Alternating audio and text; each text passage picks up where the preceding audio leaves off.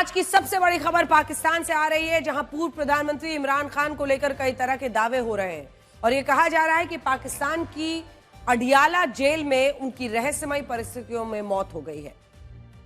जानकारी तो ये भी आ रही है, लोग कह रहे हैं कि उनके शव को इस जेल से कहीं और भेज दिया गया है। हालांकि हमने इमरान खान की पार्टी के नेताओं से बात की है और वो इन दावों को गलत बता रहे हैं और इस वक्त इमरान खान को लेकर पूरे पाकिस्तान में हुए जो एक सस्पेंस है वो बना हुआ है। वजह क्या है? इस सस्पेंस का बड़ा कारण यह है कि रावलपिंडी में अडियाला जेल के अधिकारी इमरान खान की बहनों को उनसे मुलाकात करने की इजाजत नहीं दे रहे, और यह भी तब जब निचली अदालत ने अपने फैसले में कहा कि इमरान खान हफ्ते में एक बार अपने परिवार हो, वकील है, उनसे मुलाकात कर सकते हैं। लेकिन इसके बावजूद पिछले 3 हफ्तों में इमरान खान को किसी से मिलने नहीं दिया गया, किसी ने उन्हें देखा नहीं है और कई धरने, विरोध प्रदर्शन के बाद भी अडियाला जेल का प्रशासन इमरान खान को लेकर चुप्पी साध कर बैठा है। इमरान खान की तीनों बहनें पिछले 3 हफ्तों से रावलपिंडी में धरना दे रही हैं, 3 हफ्तों से। और कल भी अडियाला जेल के पास काफी हंगामा हुआ। लेकिन सोचने वाली बात यह है कि अब भी कोई नहीं जानता कि इमरान खान के साथ हुआ क्या और वो जेल में है या नहीं। पीटीआई के समर्थक हो, परिवार के लोग हैं, वहां पर मौजूद है। अब मैं आपको जरा बड़ी स्क्रीन पर दिखाती हूं कि इमरान खान को लेकर ये तमाम, क्या ये वाकई सिर्फ अफवाहें हैं या इस मामले में कुछ सच्चाई है। इमरान खान की मौत का दावा सोशल मीडिया पर सबसे पहले किसने किया था? क्योंकि हमने पड़ताल की कि आखिर ये अफवाहें इमरान खान को लेकर, उनकी जिंदगी को लेकर कौन कर रहा है। तो सबसे पहले ब्रेकिंग न्यूज जो है वो सामने आई अफगानिस्तान टाइम्स की वजह से। जब एक्स पर हमने अफगानिस्तान टाइम्स के पोस्ट को देखा, इसमें लिखा क्या है कि अडियाला जेल में इमरान खान की रहस्यमयी परिस्थितियों में हत्या हो गई, उनके शव को जेल से बाहर कहीं और ले जाया गया है। जूम इन कीजिए, सबसे ऊपर आपको दिख रहा है अफगानिस्तान टाइम्स का ये पोस्ट है। सबसे ऊपर अफगानिस्तान टाइम्स का ये वेरीफाइड पोस्ट है जिसमें ये लिखा गया कि उनकी हत्या कर दी गई है, मिस्टीरियसली किल्ड, यानी बहुत आशंका के बीच में उनकी हत्या कर दी गई है और उनके शव को जेल से बाहर भी पहुंचा दिया गया है। उसमें लिखा है, हिंदी में पढ़िए, अडियाला जेल में इमरान खान की रहस्यमयी परिस्थितियों में हत्या, ये वर्ड, हत्या कर दी गई और उनके शव को जेल से कहीं और ले जाया गया है। लेकिन आपको फिर से बता दें, ये लाइन सबसे इंपॉर्टेंट है, हम इस पोस्ट की पुष्टि नहीं करते हैं क्योंकि अफगान टाइम्स से जुड़े हुए एक वेरीफाइड पोस्ट ने ये आर्टिकल सबसे पहले डाला था। इस एक्स हैंडल के पास ब्लू टिक जरूर है, लेकिन अब भी इस बात की पुष्टि होनी बाकी है कि अफगानिस्तान टाइम्स का ही अकाउंट है या कोई फर्जी अकाउंट है। लेकिन यहीं से अफवाहों का बाजार गर्म हो गया। यह जरूर स्पष्ट है कि इसी पोस्ट को आधार बनाकर सोशल मीडिया पर इमरान खान की हत्या की अफवाह उड़ाई गई, जिसकी जांच करने के लिए हमने इमरान खान की पार्टी के नेताओं से संपर्क किया। उन्होंने हमें क्या बताया? उन्होंने हमें यह बताया कि इमरान खान जीवित हैं और उनकी हत्या की खबरें पूरी तरह से गलत है। तो ये आपके सामने जानकारी है। उनका यह दावा है, पीटीआई जो उनकी पार्टी है, उनका यह कहना है कि इमरान खान जिंदा है, जेल में हत्या की खबरें गलत है, इमरान खान से 3 हफ्ते से मुलाकात लेकिन नहीं हुई है, ये एक सच्चाई है। और इसीलिए ये खबर इतनी बड़ी होती जा रही है कि अगर वो जिंदा है तो उनके वकील, उनके डॉक्टर, उनके परिवार वाले आखिर इमरान खान को क्यों नहीं मिल पा रहे हैं। हालांकि इमरान खान की बहनों और कुछ नेताओं को यह लगता है कि जेल प्रशासन उनसे कुछ ना कुछ तो जरूर छिपा रहा है और इसीलिए इमरान खान को किसी से मिलने की इजाजत नहीं दी जा रही है। अब बड़ा सवाल क्या है? हमें यह भी पता चला कि पिछले हफ्ते 19 नवंबर को इमरान खान की बहनें उनसे इसी अडियाला जेल में मुलाकात करना चाहती थी, लेकिन तब भी उनके साथ बदसलूकी हुई थी और उनकी बहनों को सड़कों पर बुरी तरह से घसीटा गया। इसके बाद पाकिस्तान के मानवाधिकार आयोग ने इस पर चिंता भी जताई। आज इमरान खान की बड़ी बहन अलीमा खान को भी कुछ देर के लिए हिरासत में लिया गया था। सुनिए, ये पहली बार नहीं है जब इस तरह इमरान खान की हत्या का दावा हो रहा है। खुद इमरान खान कई बार पाकिस्तान की अदालतों में कह चुके हैं कि उन्हें शहबाज शरीफ की सरकार जेल के अंदर जान से मारने की साजिश रच रही है। मई 2023 उन्होंने बाकायदा अदालत को बताया था कि उन्हें जेल में काफी प्रताड़ित किया जा रहा है, उन्हें जेल में स्लो पॉइजन देकर जान से मारने की कोशिश हो सकती है। उस वक्त उन्होंने अदालत में मकसूद चपरासी नाम के एक व्यक्ति का भी जिक्र किया था। यह व्यक्ति पाकिस्तान के प्रधानमंत्री शहबाज शरीफ और उनके परिवार के खिलाफ मनी लॉन्ड्रिंग के एक मामले में प्रमुख गवाह था, जिसकी हार्ट अटैक से मौत हो गई थी। और इमरान खान का आरोप यही है कि शहबाज शरीफ के परिवार ने स्लो पॉइजन, यानी ऐसा जहर जो धीरे धीरे शरीर पर असर करे, ऐसे स्लो पॉइजन देकर उसकी हत्या कराई थी और इसी तरह उनकी भी हत्या हो गई। बड़ी बात यह है कि पाकिस्तान में राजनीतिक खून खराबे का एक लंबा इतिहास है और वहां पूर्व प्रधानमंत्रियों की कई बार इसी तरह से हत्या हुई है। उन्हें जेल में बंद करके रखा गया है। जनवरी 1962 में पाकिस्तान के 5वें प्रधानमंत्री हुसैन शहीद सुहरावर्दी को देश विरोधी गतिविधियों में गिरफ्तार कर लिया गया था और ऐसा इसलिए हुआ क्योंकि वो पाकिस्तान की सेना के खिलाफ हो गए थे। पाकिस्तान की सेना के खिलाफ होना मतलब जेल, मतलब बुरी से बुरी परिस्थितियों की आशंका। सितंबर 1977 में पाकिस्तान के 9वें प्रधानमंत्री जुल्फिकार अली भुट्टो को उनके राजनीतिक विरोधी अहमद खान कसूरी की हत्या की साजिश के आरोप में गिरफ्तार किया गया और बाद में 4 अप्रैल 1979 को उन्हें फांसी दे दी गई। जुल्फिकार अली भुट्टो की बेटी बेनजीर भुट्टो, जो लोग इस पीढ़ी के हैं उनको याद होगा ये तस्वीरें जिसने पूरे पाकिस्तान को, भारत को झकझोर दिया था, क्योंकि कोई ये कल्पना नहीं कर सकता था कि दिन दहाड़े इस तरह से किसी की हत्या। जुल्फिकार अली भुट्टो की बेटी बेनजीर भुट्टो पाकिस्तान की पहली महिला प्रधानमंत्री थी जिन्हें साल 1986 में सरकार की निंदा करने के लिए गिरफ्तार किया गया था और इसके बाद 27 दिसंबर 2007 को संदिग्ध परिस्थितियों में बेनजीर भुट्टो की हत्या हो गई थी।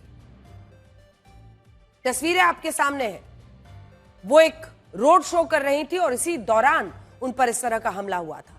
पाकिस्तान के पूर्व प्रधानमंत्री नवाज शरीफ को भी सितंबर 2007 में जनरल परवेज मुशर्रफ की सरकार के दौरान 10 साल के लिए निर्वासित कर दिया गया था और साल 2018 में जब इमरान खान पाकिस्तान के पीएम बने थे तब उन्होंने भी भ्रष्टाचार के एक मामले में नवाज शरीफ हो, उनकी बेटी मरियम नवाज हो, उनके खिलाफ जांच शुरू कराई थी, जिसमें नवाज शरीफ और मरियम नवाज को 10 साल जेल की सजा हुई थी। ये तरीका है उनका। और कहते हैं कि जब शरीफ परिवार पाकिस्तान की सत्ता में लौटा तब उसने भी सेना की मदद से इमरान खान से बदला लेना शुरू किया और अब पिछले 3 साल से इमरान खान पाकिस्तान की जेलों में बंद है और उन्हें लेकर भी यही डर है कि सरकार जेल में उनकी हत्या करा सकती है। अब नवाज शरीफ का ये बयान सुनिए जिसमें वो ये कह रहे हैं कि इमरान खान को सत्ता में लाने के लिए पूर्व सेना प्रमुख जनरल कमर जावेद बाजवा भी जिम्मेदार थे और उन्हें भी माफ नहीं किया जा सकता। सुनिए, नवाज शरीफ के इस बयान से इतना तो साफ है कि पाकिस्तान में बिना सेना के कोई भी पार्टी सरकार नहीं चला सकती। अब भी शहबाज शरीफ जो सरकार चला रहे हैं उसके पीछे सेना प्रमुख जनरल आसिम मुनीर का ही पूरा समर्थन है और इसीलिए शहबाज शरीफ को क्या कहा जाता है, बूट पॉलिश प्रधानमंत्री। बूट पॉलिश मतलब जनरल के वो बूट को पॉलिश करते हैं अपने हाथों से। वैसे आज अगर इमरान खान और उनकी पत्नी बुशरा बीबी पिछले 3 साल से जेल में बंद है तो इसके पीछे शरीफ परिवार के साथ जनरल आसिम मुनीर की भी एक कहानी है जो किसी वेब सीरीज से कम नहीं है। पाकिस्तान की मीडिया के मुताबिक इमरान खान की तीसरी पत्नी बुशरा बीबी पर काला जादू करने के आरोप लगते रहे हैं और ऐसा भी दावा किया जाता रहा है कि इमरान खान ने बुशरा बीबी से सिर्फ प्रधानमंत्री बनने के लिए ही निकाह किया था। इमरान खान और बुशरा बीबी का पहला निकाह 1 जनवरी 2018 में हुआ था। तस्वीर आपके सामने है और ऐसा दावा किया जाता है कि उस समय बुशरा बीबी को उनके सपने में मोहम्मद पैगंबर साहब दिखाई दिए थे और मोहम्मद पैगंबर साहब ने उनसे कहा था कि अगर 1 जनवरी 2018 को उनके परिवार की किसी महिला का निकाह इमरान खान से हो जाता है तो ये निकाह इमरान खान को पाकिस्तान का प्रधानमंत्री बना देगा और पाकिस्तान भी इससे आर्थिक तरक्की करने लगेगा और उसके अच्छे दिन आ जाएंगे। उस समय इमरान खान पाकिस्तान के पीएम बनने का बेसब्री से इंतजार कर रहे थे, इसीलिए उन्होंने बुशरा बीबी से निकाह कर लिया था। लेकिन क्योंकि यह निकाह इद्दत के समय हुआ था जिसमें इस्लाम धर्म को मानने वाली कोई भी महिला अपना तलाक होने के 130 दिनों के अंदर निकाह नहीं कर सकती, इसीलिए 18 फरवरी 2018 को इमरान खान और बुशरा बीबी का फिर से निकाह हुआ। और इसमें कुछ महीनों बाद अगस्त 2018 में इमरान खान पाकिस्तान के प्रधानमंत्री बन गए। इस घटना ने इमरान खान को पूरी तरह बदल दिया। वो अपने हर काम से पहले अपनी पत्नी बुशरा बीबी से सलाह लेने लगे। बुशरा बीबी पर यह आरोप लगता था कि वो काला जादू करती है। सेना और आईएसआई में नियुक्ति से लेकर सरकार में अफसरों के ट्रांसफर, उनकी पोस्टिंग तक का फैसला इमरान खान खुद नहीं लेते थे। आरोप लगा कि ये सारे फैसले इसके बारे में बुशरा बीबी को वो बताते थे और फिर बुशरा बीबी उन्हें ये बताती थी कि कौन सा अफसर उनके पक्ष में रहकर काम करेगा, कौन सा अफसर या सैन्य अधिकारी उनकी राह में बाधा बन सकता है। और इसी के बाद इमरान खान कोई फैसला लेते थे। यह भी कहा जाता है कि साल 2018 में जब आसिम मुनीर को आईएसआई का चीफ बनाया गया था, तब इस फैसले के पीछे भी बुशरा बीबी ही थी। बुशरा बीबी ने ही इमरान खान को यह कहा था कि आसिम मुनीर को आईएसआई का चीफ बनाने से इमरान खान सत्ता में और मजबूत हो जाएंगे। लेकिन उस वक्त एक ऐसी घटना हुई जिसने आसिम मुनीर को इमरान खान का दुश्मन बना दिया। आईएसआई का चीफ बनने के बाद आसिम मुनीर ने इमरान खान को भ्रष्टाचार के एक मामले में बुशरा बीबी के खिलाफ कार्रवाई करने की सिफारिश कर डाली, जिससे इमरान खान सख्ते में आ गए और इमरान खान को यह लगा कि आसिम मुनीर उन्हीं के परिवार के खिलाफ साजिश रच रहे हैं। उस वक्त सिर्फ 8 महीनों के बाद इमरान खान ने आसिम मुनीर से आईएसआई की जिम्मेदारी वापस ले ली थी और आसिम मुनीर को अलग थलग कर दिया था, जिसे आसिम मुनीर अंदर ही अंदर बदले की आग में जलने लगा। साल 2022 जब इमरान खान अपनी सरकार को बचा नहीं पाए, तब शहबाज शरीफ ने आसिम मुनीर को अपने फायदे के लिए इस्तेमाल किया और उन्होंने आसिम मुनीर से कहा कि जिस भ्रष्टाचार के मामले में वो बुशरा बीबी के खिलाफ कार्रवाई करना चाहते थे, उसमें और उसके जैसे जो बाकी मामले हैं उसमें फाइलों को नए सिरे से खोला जाए और इमरान खान और बुशरा बीबी के खिलाफ ऐसा मामला बनाया जाए कि वो कभी जेल से बाहर आ ही ना सके। और आसिम मुनीर ने यही किया, जिसके बाद शहबाज शरीफ ने उन्हें अपनी सरकार में सेना प्रमुख बनाकर एक बड़ा इनाम दे दिया। हालांकि देखिए, दिलचस्प बात तो यही है कि आज शहबाज शरीफ खुद आसिम मुनीर की कठपुतली बनकर रह गए हैं और अब जब तक पाकिस्तान का नियंत्रण आसिम मुनीर के हाथों में है, तब तक इमरान खान और बुशरा बीबी का जेल से बाहर आना लगभग नामुमकिन है। आज इमरान खान के खिलाफ कुल 186 आपराधिक मुकदमे चल रहे हैं, 186, जिसका मतलब यह है कि अगर इमरान खान को किसी मामले में जमानत मिल भी जाती है तो वो बाकी मामलों की वजह से हमेशा जेल में रहेंगे और यही हाल उनकी पत्नी बुशरा बीबी का भी बना हुआ है। बुशरा बीबी को भी कई मामलों में गिरफ्तार कर लिया गया है और जनवरी 2024 से लेकर उन्हें 2 बार जमानत मिल चुकी है, लेकिन बाकी मामलों की वजह से आज भी जेल में बंद है और आसिम मुनीर इमरान खान और बुशरा बीबी से जमकर बदला ले रहे हैं।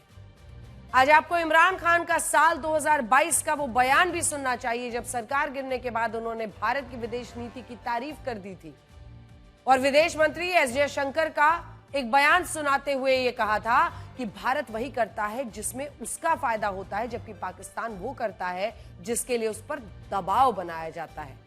सच कभी कभी मुश्किल घड़ी में निकल ही जाता है पाकिस्तान के नेताओं की जुबानी। सुनिए, पाकिस्तान की सरकार अयोध्या के राम मंदिर को लेकर नफरत फैलाने में लगी हुई है और अब पाकिस्तान ने एक नए प्रोपेगेंडा की दुकान खोल दी है। कल अयोध्या के राम मंदिर में धर्म ध्वजा की स्थापना हुई।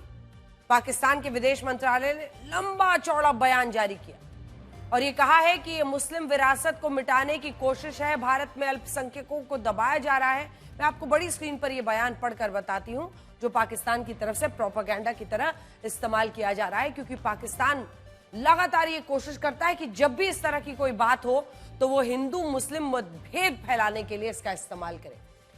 पाकिस्तान विदेश मंत्रालय का पत्र है जिसमें वो ये लिखते हैं, अंग्रेजी वाला हिस्सा यहां पर है जिसमें उन्होंने जारी किया है, हिंदी में पढ़ के सुनाते हैं। पाकिस्तान ने अयोध्या में ऐतिहासिक बाबरी मस्जिद पर बने तथाकथित राम मंदिर तो जूम इन कीजिए, तथाकथित राम मंदिर पर झंडा फहराए जाने पर गहरी चिंता जताई है। सदियों पुरानी इबादत की जगह बाबरी मस्जिद को 6 दिसंबर 1992 को फांसीवादी विचारधाराओं से प्रेरित चरमपंथी भीड़ ने ध्वस्त कर दिया था। बाद में भारत में न्यायिक प्रक्रिया में रुकावटें आई, जिनमें दोषियों को बरी कर दिया गया और ध्वस्त मस्जिद स्थल पर मंदिर निर्माण की मंजूरी दे दी गई, जो अल्पसंख्यकों के प्रति भारत के भेदभावपूर्ण रवैये को दिखाता है। ये वाला हिस्सा मतलब मौका जैसे मिले तो फौरन ये कोशिश होती है कि कैसे आप आग लगा सकते हैं। पढ़ते जाइए कि पाकिस्तान के विदेश मंत्रालय में कौन सी झूठी कहानी लिखी है, मुसलमानों को लेकर क्या फेक नैरेटिव उन्होंने गढ़ा है। इसके आगे वो लिखते हैं, ये भारत में धार्मिक अल्पसंख्यकों पर दबाव के एक व्यापक पैटर्न और बहुसंख्यक हिंदुत्व विचारधारा के प्रभाव में मुस्लिम सांस्कृतिक और धार्मिक विरासत को नष्ट करने के जानबूझकर की गई कोशिशों को दिखाता है। कई अन्य ऐतिहासिक मस्जिदें अब अपवित्रता और विध्वंस के खतरे का सामना कर रही हैं, जबकि भारतीय मुसलमान लगातार सामाजिक, आर्थिक और राजनीतिक रूप से हाशिए पर है। कोशिश यही है कि किसी ना किसी तरह से भारत में आग लगाई जाए। पाकिस्तान वो देश है जिसने अपनी मिसाइलों का नाम सिर्फ इसलिए बाबर रखा क्योंकि बाबर ने भारत में मुगल राज को स्थापित किया था और इस दौरान भारत में कई मंदिरों को तोड़ा गया था, जिनमें अयोध्या का राम मंदिर भी शामिल था। सोचिए, जिस देश की नींव ही भारत से नफरत करने पर टिकी है, उस देश का क्या ही किया जा सकता है। आज पाकिस्तान भारत के अल्पसंख्यक मुसलमानों पर इतना ज्ञान तब दे रहा है जब उसके अपने देश में हिंदू अल्पसंख्यकों की स्थिति क्या है, बुरी स्थिति। आप खुद इन आंकड़ों को देखिए और ये तय कीजिए कि पाकिस्तान के अल्पसंख्यकों को दबाया गया या भारत में अल्पसंख्यकों को दबाया जा रहा है। विभाजन के बाद पश्चिमी पाकिस्तान में अल्पसंख्यक जो हिंदू हैं, उनकी आबादी 3.4% थी, जो सबसे ऊपर आप देख रहे हैं। आज यही आबादी 2.1% हो गई है, घट रही है, 3.4 से 2.1 पर आ गई है। जबकि भारत में जब आप अल्पसंख्यकों की आबादी देखेंगे तो यहां पर देखिए कैसे इजाफा हुआ है। आजादी के बाद 9.9, लगभग 10%, वही 2011 की, हम तो आज की बात भी नहीं कर रहे, 2011 की जनगणना के मुताबिक, जूम इन कीजिए, ये 9.9 से 14.2 हो चुकी है, 14.2%। यानी आप लगा सकते हैं अंदाजा, लगभग 4.3% का ये इजाफा है। बात सिर्फ इन आंकड़ों की नहीं है। भारत में मुस्लिम समुदाय के नेता राष्ट्रपति रहे हैं, उपराष्ट्रपति रहे हैं, सुप्रीम कोर्ट के मुख्य न्यायाधीश रहे हैं, राज्यपाल रहे हैं, मुख्यमंत्री रहे हैं, भारतीय क्रिकेट टीम के कप्तान रहे हैं। आप बॉलीवुड को देखेंगे तो शाहरुख खान, सलमान खान, आमिर खान जैसे अभिनेताओं को इस देश के लोगों ने बहुत प्यार दिया। और भारत में कुछ अपवादों को छोड़कर हिंदू और मुसलमान हमेशा साथ आगे बढ़े, लेकिन पाकिस्तान हमेशा झूठ फैलाता है। और अब भी राम मंदिर पर उसकी नफरत वाले इस बयान में साफ सब कुछ दिखाई दे रहा है। भारत के विदेश मंत्रालय ने भी इसका कड़ा विरोध जताया। ने रिपोर्ट किए गए बयानों को देखा है और उन्हें उसी अवमानना साथ खारिज करते हैं जिसके वो हकदार हैं। एक ऐसे देश के तौर पर जिसका अपने अल्पसंख्यकों के दमन, कट्टरता और व्यवस्थित बुरे बर्ताव का गहरा दागदार रिकॉर्ड है, पाकिस्तान के पास दूसरे को लेक्चर देना यानी उपदेश देना का कोई नैतिक अधिकार नहीं है। खोखले उपदेश देने के बजाय या पाखंडी उपदेश देने के बजाय पाकिस्तान के लिए बेहतर हुआ कि वो अपने अंदर झांके और अपनी जो उनके मानवाधिकार का जो रिकॉर्ड है, खराब रिकॉर्ड है, उस पर ध्यान दे। एक तरफ पाकिस्तान की सरकार राम मंदिर को लेकर प्रोपेगेंडा चला रही है, दूसरी तरफ पाकिस्तान के मीडिया को भी इस धर्म ध्वजा से बहुत तकलीफ हुई है। पाकिस्तान के पत्रकार कैसी कैसी दलील दे रहे हैं। एक तरफ पाकिस्तान की सरकार, पाकिस्तान का मीडिया राम मंदिर के खिलाफ भर भर के जहर उगल रहा है, दूसरी तरफ हमारे अपने देश भारत में क्या हो रहा है वो भी आज आपको देखना चाहिए। पश्चिम बंगाल के मुर्शिदाबाद जिले में अलग अलग जगहों पर ऐसे पोस्टर्स लगाए गए हैं जो आप देख रहे हैं इस वक्त स्क्रीन पर। लिखा क्या है, 6 दिसंबर को मुर्शिदाबाद के बेलडांगा इलाके में बाबरी मस्जिद की नींव रखी जाएगी। 6 दिसंबर ही क्यों, समझिए, अगले 3 सालों में इस मस्जिद का निर्माण पूरा हो जाएगा। आखिर क्यों? इस बाबरी मस्जिद को मुख्यमंत्री ममता बनर्जी की टीएमसी पार्टी के बागी विधायक हुमायूं कबीर द्वारा बनवाया जा रहा है। जो ये कह रहे हैं कि अयोध्या में बाबरी मस्जिद के स्थान पर राम मंदिर का निर्माण होने से मुस्लिम समुदाय के लोग खुश नहीं हैं और अब वो मुर्शिदाबाद, पश्चिम बंगाल के मुर्शिदाबाद में एक नई बाबरी मस्जिद बनवाकर लोगों का दुख कम करेंगे। वो ये भी कह रहे हैं कि 6 दिसंबर को इस मस्जिद की नींव इसलिए रखी जाएगी क्योंकि इसी दिन साल 1992 में बाबरी मस्जिद के ढांचे को तोड़ा गया था। इस खबर को लेकर पश्चिम बंगाल में काफी राजनीति हो रही है और हम इस राजनीति में बिल्कुल नहीं जाना चाहते। हम बस आपको यह बताना चाहते हैं कि आज अगर अयोध्या की बाबरी मस्जिद की याद में पश्चिम बंगाल की अपनी बाबरी मस्जिद बनाई जा रही है तो यहां इस मस्जिद को बनवाने वाले लोगों को यह भी पता होना चाहिए कि अयोध्या में जिस बाबरी मस्जिद का निर्माण हुआ था उसके पीछे मंशा क्या थी, उसका उद्देश्य क्या था। मैं अपने साथ 2 सबसे पुरानी पुस्तकों के कुछ अंश लेकर आई हूं, जिनमें पहली पुस्तक का नाम है बाबरनामा और दूसरी का नाम है आईने अकबर, आईने अकबरी। तो सबसे पहले बाबरनामा मेरे हाथ में है। इनमें बाबरनामा मुगलों के पहले शासक जहीर उद्दीन बाबर की आत्मकथा है, जिसका साल 1922 में अंग्रेजी भाषा में अनुवाद हुआ था, जब भारत को आजादी भी नहीं मिली थी। सोचे, इस पुस्तक के पेज नंबर 656 पर लिखा है, जो मेरे हाथ में इस वक्त मौजूद है, पेज नंबर 656, कि साल 1528 में मुगल शासक बाबर औध यानी अयोध्या आए थे और वहां एक हफ्ते तक रुके थे। इसी दौरान बाबर ने उस प्राचीन मंदिर को नष्ट कराया जो भगवान राम के जन्म स्थान को चिन्हित करता था और उसके स्थान पर बाबर ने मस्जिद बनवा दी जिसे बाबरी मस्जिद से जाना गया। इसी में 2 अभिलेखों का भी जिक्र है जो फारसी भाषा में लिखे गए थे और इनमें एक अभिलेख मस्जिद के अंदर मौजूद था, दूसरा अभिलेख मंच के पास मौजूद था और इन पर क्या लिखा था वो भी इसमें बताया गया है। ये देखिए, उर्दू में लिखा हुआ है। इस मस्जिद का निर्माण, इस पर लिखा क्या है, इस मस्जिद का निर्माण बाबर के आदेश से हुआ है जिसका न्याय स्वर्ग जैसा ऊंचा है। नेक दिल मीर बाकी ने ये इबादत गाह बनवाई है और इसका निर्माण 935 हिजरी यानी साल 1528-29 ईस्वी में हुआ है। पर्शियन में कई हिस्से इसके लिखे गए हैं और पर्शियन भाषा में इसको फारसी भाषा में लिखा गया है कुछ हिस्सों। दूसरी पुस्तक का नाम है आईने अकबरी, जिसमें 16वीं शताब्दी में अब्दुल फजल ने लिखा था कि इसमें मुगल बादशाह अकबर के शासनकाल का वर्णन किया गया है। यह मैंने आईने अकबरी आपके सामने रख दिया जिसको अबुल फजल ने लिखा था। बादशाह अकबर के शासनकाल का वर्णन इसमें किया गया है और करीब 400 साल पुरानी इस पुस्तक में भी यही लिखा है कि अयोध्या में भगवान श्री राम का जन्म स्थान है और मान्यता है कि त्रेता युग में यहां अयोध्या राजवंश का शासन था। एक और रिपोर्ट जो कि आर्कियोलॉजिकल सर्वे ऑफ इंडिया की रिपोर्ट है, ये एएसआई की रिपोर्ट है जो अब हम आपको दिखाना चाहते हैं। ASI Cunningham Alexander, year 1862, 63, 64, 65। इसके ब्रिटिश अफसरों ने 1862 से 1865 में तैयार किया और इनमें भी यही बताया गया कि अयोध्या प्रभु श्री राम की नगरी है और यहां कई मंदिरों को मुगल काल में नष्ट किया गया और वहां मस्जिद और दूसरे ढांचे बनाए गए। ये बाकायदा अंग्रेजों ने भी ऑन रिकॉर्ड डाला था।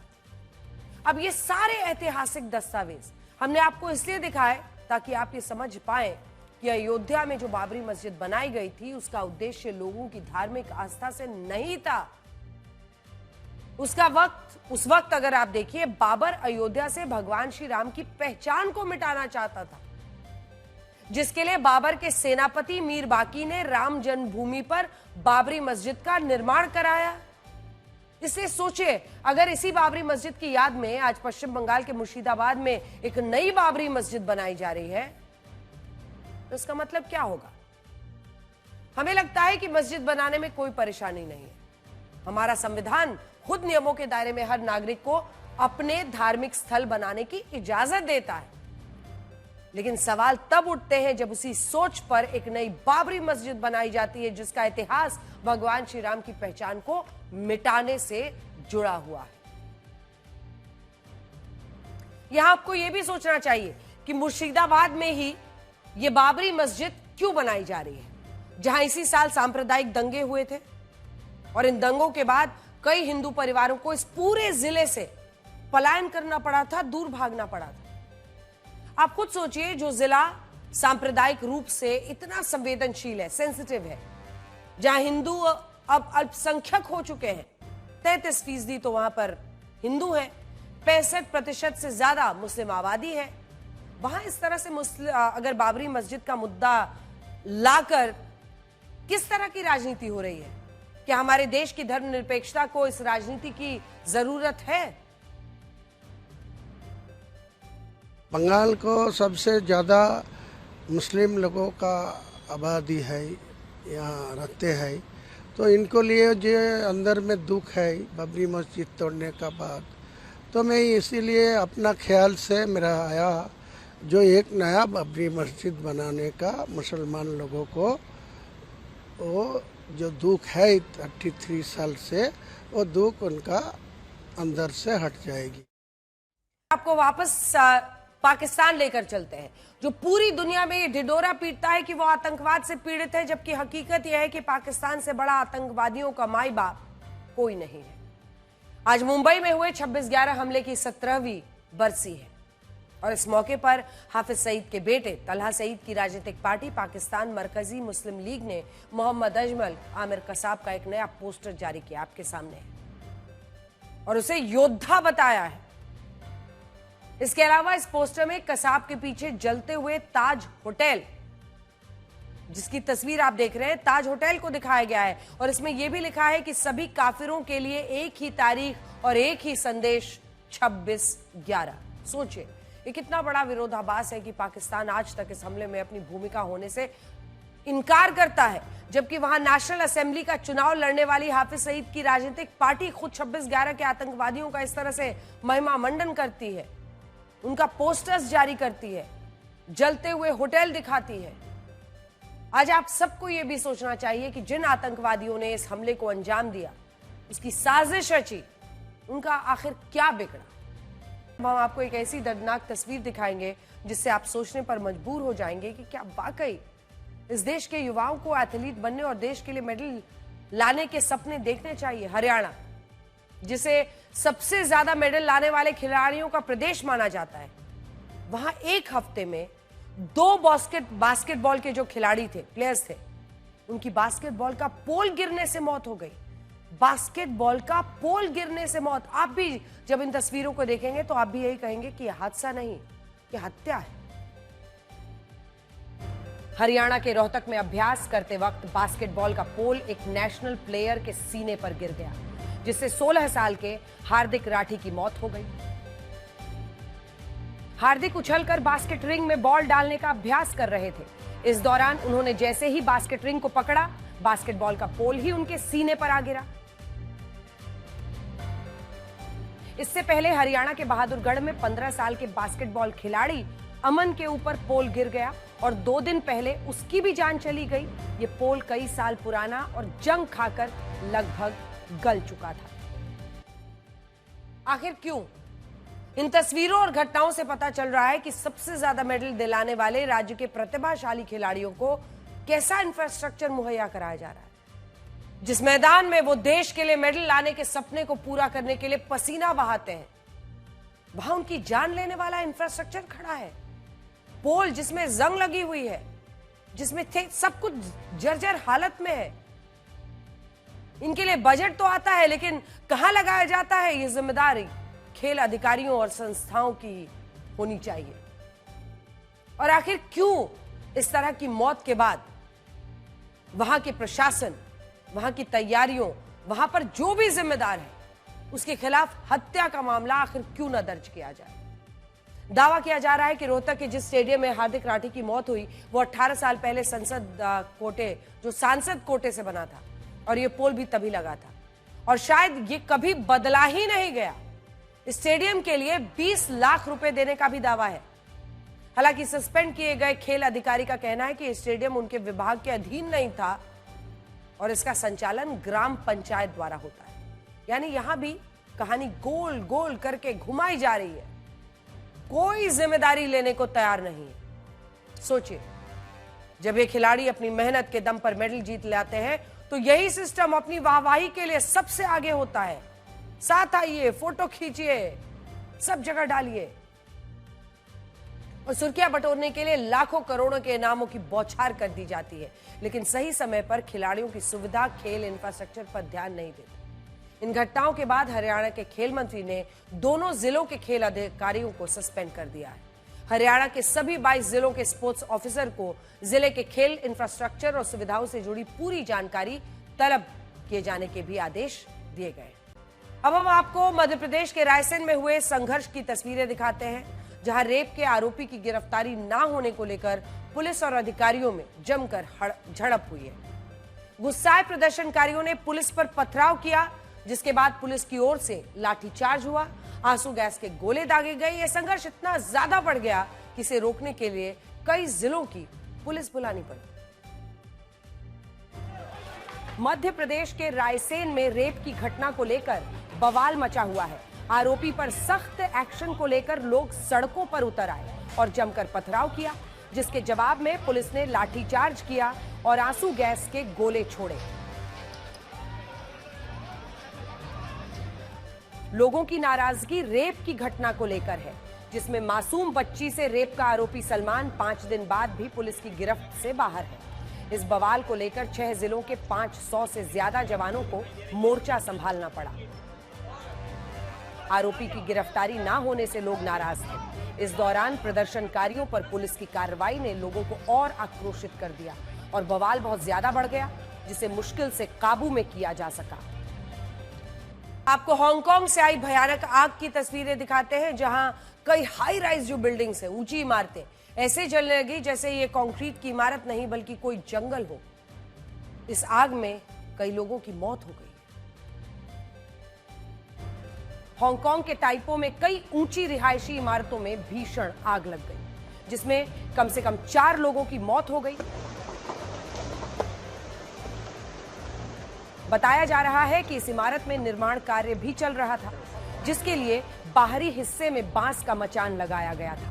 इस आग ने मचान को अपनी चपेट में ले लिया, जिससे आग और ज्यादा भड़क उठी। इसके बाद तेज लपटें और घना धुआं उठने लगा। आग की ये लपटें कई किलोमीटर दूर से भी नजर आ रही थीं। ये आग दोपहर में लगी थी, लेकिन रात तक भी लपटें उठती रहीं। ऐसा लग रहा था कि कंक्रीट की इमारत नहीं बल्कि कोई जंगल जल रहा हो। और अब हम इलॉन मस्क के सोशल मीडिया प्लेटफॉर्म एक्स के नए फीचर की बात करेंगे। इस नए फीचर ने एक्स के फेक अकाउंट होल्डर्स में खलबली मचा दी है।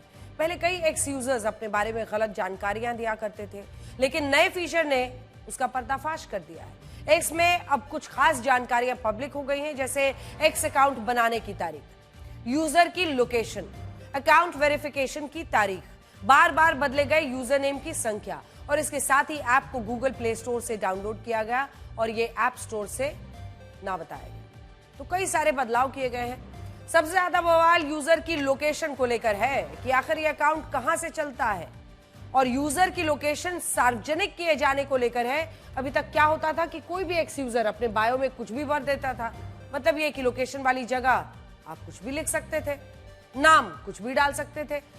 बांग्लादेश की किसी झुग्गी में रहने वाला व्यक्ति अपने एक्स बायो में अमेरिका लिखकर खुद को अमेरिकी भी दिखा सकता था। इसी तरह से कोई पाकिस्तानी व्यक्ति अपने बायो में इंडिया लिख देता था, भारतीयों को भड़काने की साजिश करता था।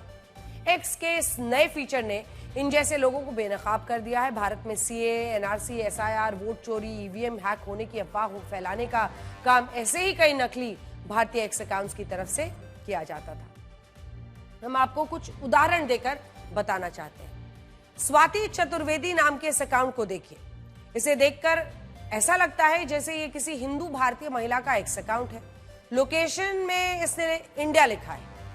ये देखिए, इस अकाउंट से भारत विरोधी पोस्ट की जाती थी और अफवाहें फैलाई जाती थी। आपको बड़ी स्क्रीन पर जरा दिखा देते हैं।